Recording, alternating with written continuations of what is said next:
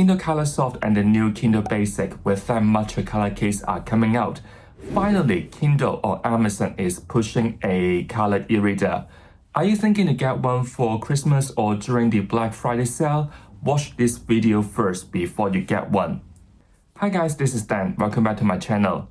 Today, I don't think we are talking about books, but you can still count it as bookish content because I want to check about the Kindle e-reader.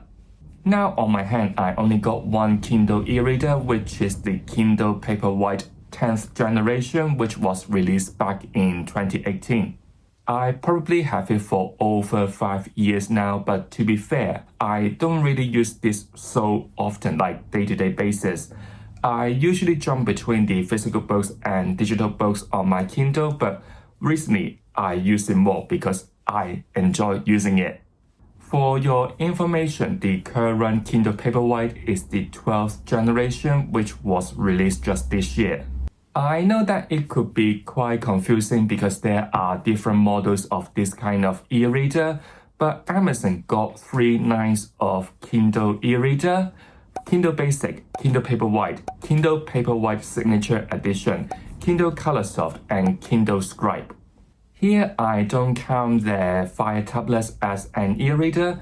Of course, you can still access to the Kindle app and you can read on the Fire tablet, but essentially, they are not an e-ink reader, so I don't count them as e-reader here for this video. If you can't tell by the setup, I am not an expert and this is not a very professional tech review video. What I will do in this video is to point out the key difference between each Kindle e-reader from a layman point of view, so you guys can follow more easily and try to think about which one suits your need more. If you enjoyed this video, don't forget to give it a like. Subscribe to my channel Dantasy so you won't miss any bookish content from me. Why not also share, do you have an e-reader with you? If yes, which model are you using? Or maybe by the end of the video, tell me would you get one after my very brief introduction to these e-readers. You can share all your thoughts down in the comment below. Maybe we can start with the Kindle Basic. It is a 2024 new release and also known as the 11th generation. Kindle Basic is the smallest e-reader out of all the models here because the screen is only 6 inches long, meaning that it is very portable and you can put it into your jacket or into your pocket and it will fit very easily. If you think the color of your e-reader is very important, here, what I mean by color is the color of the case, not the color of the screen. Then the Kindle Basic is the only model that got that matcha color, which seems to be quite a popular choice. The Kindle Basic is selling for £95 in the UK.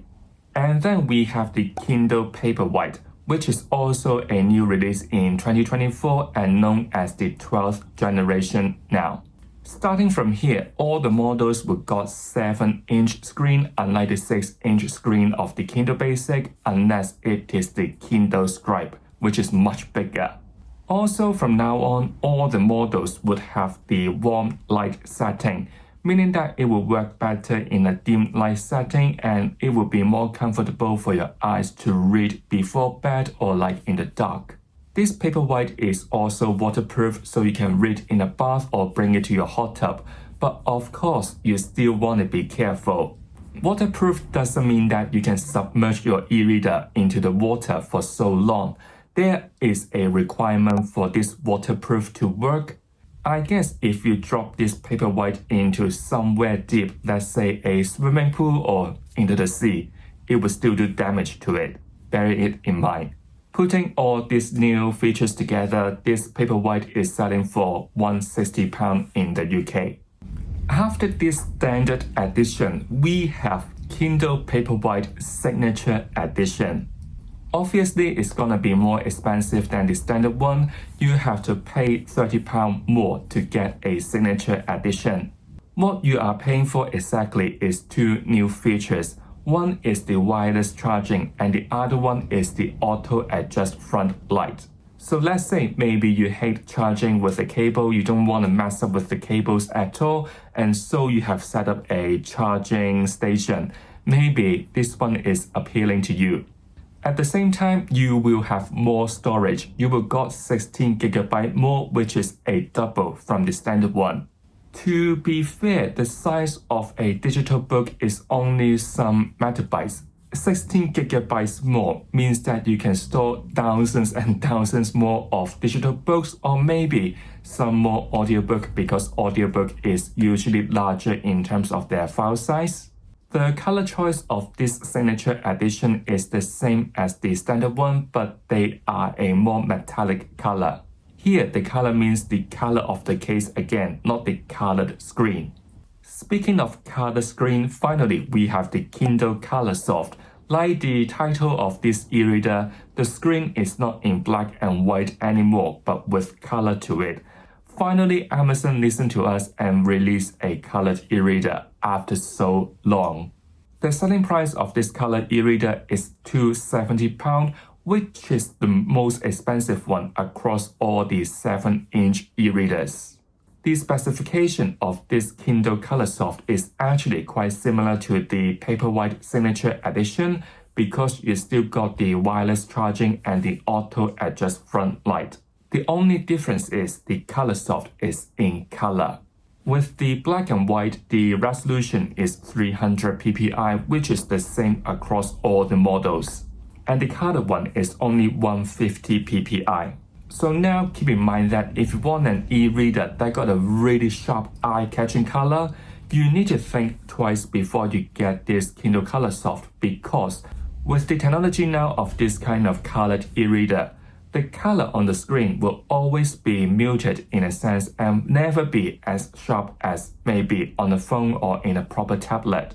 But still, if you want an e-reader that allows you to highlight in different colors, or maybe you simply want colored book covers that you can see on an e-reader. The last one we have is the Kindle Scribe, which is the largest. The screen is 10-inch long. But this time we don't have features like waterproof or wireless charging. So if you want to carry this 10-inch e-reader to read in the bath, be careful, don't drop it. Instead, this Kindle Scribe will come with a stylus pen. You can write on different kind of notebooks, you can do more plannings with all these templates they have provided, or you can also do some annotation while you're not just reading a book, but maybe a PDF too. Now we are more familiar with all these kinds of Kindle e-readers, I can share more about why I need a Kindle and my experience of using it. If you can't tell by the name of this channel, Fantasy, I mainly read fantasy. As we all know, all these fantasy books are like bricks. Shortest maybe around 300 pages each, but they can go up to over 1,000 pages. As someone who loves this genre very much, I read fantasy very consistently, and also I need to read more so I can come up with more video ideas on this channel. Reading a lot of this kind of fantasy bricks is not a great experience at all. Quite a lot of times I can feel both of my hands got quite sore because I hold the books for too long. This part especially on my both hands are like really weak, or maybe the muscles are like really tired because I hold the bricks for too long. By the way, you can tell already I mainly read in hardcover, not paperback, which makes the whole experience worse. Every time, honestly, I need to think of like a very comfortable position to sit and then think of a way to hold my book so I won't feel tired too easily. And honestly, it is quite disturbing and annoying to try to find the most comfortable position to read. I also enjoy reading outside my home, let's say maybe in a coffee shop, maybe on the train, or maybe while I am on holiday. I had tried to put The Eye of the World by Robert Jordan, the hardcover format, which is like 600 pages long, to my bag while I was away. It was quite heavy to carry around, and I remember it was around Christmas time, and so the clothes are heavier as well. Putting this brick into my bag, the whole luggage is just like too heavy to lift. It also eats up so much space with your luggage, and you may also want to put your book on top of your hand carry bag so you don't need to dive deep down to try to just find a book to read. Maybe, not today because the weather is terrible. Maybe one day the weather is nice and you want to go out and read. Every time I need to do so, I need to carry a bag just to put a hardcover book with me. After honestly so many failed experiences, I finally learned that fantasy books are just not portable at all. Something like a Kindle is good for me because I can easily slip this one into my pocket of my jacket. It still got some weight, but it is still light compared to a fantasy book. And literally, I can just bring this one with me anywhere I want, so it makes my life much easier. Also, I read at night before bed. Every night, I need to try to find the right angle for the lamp so it is like bright enough for me to read in a dimmed setting. You don't want to put all the light on before bed and you want to get cozy. So it also takes me some time to is it enough, bright enough to read? Yes, that's good. It takes me so much time just to read before bed. But if you have a Kindle, all of the models got front light or even a dark mode, which is more comfortable for your eyes to read in a darker setting, and you don't have to worry about turn on or off the light after you read and ready for bed. Then on the Kindle, you can also customize your own reading experience. Let's say what sort of font you want to use, how big you want the words to be, the spacing or the margins. You can just set up a book format that works well for you. Maybe it will help you to focus more or maybe read faster. As a reader who want to preserve all my books well, I never highlight, let alone annotate my books at all. But with a Kindle, I can highlight as many times as I want, try to make notes along the way about how I feel about that book, something that I never do with my physical books. You can also easily find out which page you have annotated or which page you have highlighted because they got like a really systematically way to organize it for you. You don't have to worry all your annotation will be lost. So it does make the whole reading experience more immersive to me. Honestly, having a Kindle do make my reading better. With the portability of this e-reader, I can read anywhere, anytime I want. It just makes reading so much easier for me. Now, if you ask me, is there any downside of owning a Kindle? To be fair, I can't really come up with a massive problem that would stop me from loving it. One very minor complaint here is the missing of a page-turning button. Out of all the models that I have mentioned, none of them got this kind of function. From my own reading experience, I usually hold the Kindle with one hand while I am reading. So if you want to turn the page, you need to touch the screen, right? I'm holding my book like this, right? And then every time I need to turn the page, I need to press the screen like this. It is kind of stupid to do so. And sometimes, especially if you read for too long, this part of your hand do get tired, to be honest. Honestly, I just don't understand why they stopped doing the page turning button. The only model that has got this function is the Kindle Oasis, which has already been discontinued. Even you pay up to like a Colorsoft or even a Scribe, you still got no button to turn the page. I just find it slightly annoying because turning a new page, this simple thing, sometimes could get difficult.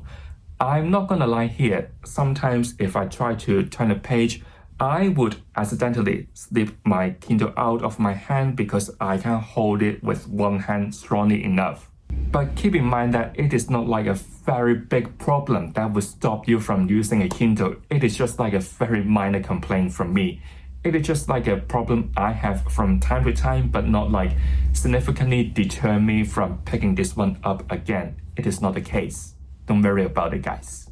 Based on my experience of using my Kindle, we can come up with different ways to see which model would suit you the best. First of all, if you just want an e-reader, you just want to read, you don't need extra special function, I would suggest you to wait until the Black Friday and see whether Amazon would do a sale for all these Kindle e-readers. Not long left, it is just like a week-ish, and the tradition is usually around this period of time, Amazon will do a sale for all these Kindle products, and honestly, I think it is the best time to get one. The price wouldn't be this low at any other time. If you don't mind and want to save some more money, maybe you got something big planned for Christmas, checking on used second-hand Kindle is also a good suggestion. Like I said, the Kindle Paperwhite that I am using is the 10th generation, which was released 6 years ago, but it still works well. Of course, if you really want to compare, the loading time on this one is slightly slower than the latest ones, but it doesn't really feel like it is such a massive difference. On this Kindle, I don't need to wait for like 3 seconds to load a new page. The refreshing rate is still great. Maybe it is like tiny bit of difference. This one still works well, and we are essentially reading the same book after all. What I will do is to check places like eBay that are gonna sell used Kindles, but keep in mind that you still have to be careful. Check is it the model that you want. I think anything released by the late 2010s will still work fine. Just like my Kindle Paperwhite, it is a 2018 product and it still works well now. Also make sure you have checked if the function you need is with that Kindle. Let's say again, my example, my Kindle Paperwhite. This generation doesn't support warm light. So if you think this feature is essential to you, you may want to check out the latest models that release later. So check thoroughly, not just like any defects on the screen or in the back, but also are all the features that you need come with that Kindle that you're gonna buy. Now I know that there may be some problems with the Kindle Colorsoft. One of it is about the yellow band on the screen, and maybe there are some hardware issues with it. So currently you have to wait maybe 4 to 6 weeks to get a new one. Also means that you won't get this by Christmas. You need to be careful here. My thinking here is not to get a Colorsoft until Amazon Prime next day delivery is available again, so you don't have to wait weeks to get one. Just to make sure you will get the product you want with the money you spend. I want to feel protected as a customer, so if you really want a Colorsoft now, I would suggest you to wait for Amazon to update their estimated delivery date first, rather than just saying you need to wait for 4 to 6 weeks for it, if you know what I mean. So it looks like we won't get a Colorsoft anytime soon, so what are the factors we need to consider to get a new Kindle? To be very honest, I think it is down to your budget and what you really want. If budget is never an issue to you, then you can simply get the Kindle Paperwhite Signature Edition, right? If not, I think it is better to wait for the Black Friday sale or maybe just find a second-hand one. When thinking between the Kindle Basic and the Kindle Paperwhite, there are two big differences. One is about the screen size. The screen for the Kindle Basic is 6-inch and the one for Paperwhite is 7-inch. I don't have anything 7-inch to compare. Well, I feel weird to say it. Don't think dirty. But the Kindle Paperwhite I have is 6-inch long, and to be honest, with the margin set to the loosest and the spacing the widest, I still feel quite compact to read on a 6-inch screen, so you may need to consider this point. 7-inch feels to me more comfortable for my eyes to read. With 1 inch more for the screen, I think it will really make a difference. But with a 6-inch screen, it also means that it is easier for your hand to hold. The other difference is the warm light setting. Once again, my Kindle Paperwhite don't support this function, so I can't really say too much about it, but at least the Kindle Basic still got a dark mode, which should be fine for your eyes to read in a dimmed room. So if you just want an e-reader and the size of the screen or the warm light setting don't bother you at all, then the Kindle Basic would be good for you, or even I would just check for the older generation, like my Kindle Paperwhite. To be very honest, the upgrade between each generation doesn't feel like a massive difference. Just like the iPhone now, you won't feel like you're missing out so many new features because they are just like adding one or two things to the Kindle, which doesn't really affect your reading experience at all. It also means that if you're getting a Kindle a generation back and I don't tell you it is an older model, you won't feel the difference at all, I'm not gonna lie. If you want a colored e-reader to read graphic novels or you enjoy highlighting in different colors, this time you can't get an older generation because the Colorsoft is just released in this year. You may want to wait for Amazon to resolve all the problems they have for this new e-reader first before getting it. Speaking of highlighting, maybe you want to annotate while you are reading, not just a book, but maybe also a PDF. Maybe you also want to do some like journaling, make notes on a notebook. Then you can consider buying the Kindle Scribe because it is the only one that got the note-taking function with the stylus pen. But keep in mind that a Kindle Scribe is like a tablet and you will lose the portability of other models. Also for the annotating function, it is not like you can directly write on the page you are reading. It is more like a sticky note and write on that note instead. I think the least important thing you need to consider is the battery life. From my own experience, unless you push the brightness to the maximum, which is rare, the battery feels to me lasts forever. So to me, when Amazon advertised this Kindle would last for like 8 weeks, 6 weeks, or 12 weeks, it doesn't make a huge difference to me. I will charge it when it needs to. And I don't think any model got any kind of battery issues that you will feel like you are draining the battery out. Never the case. Don't worry about it. That is honestly all I want to share about how to choose your Kindle. I hope you will find this video useful. So if you have enjoyed this video, don't forget to give it a like. If you don't want to miss any content from me, make sure you have subscribed to my channel. I'll see you all real soon. Goodbye.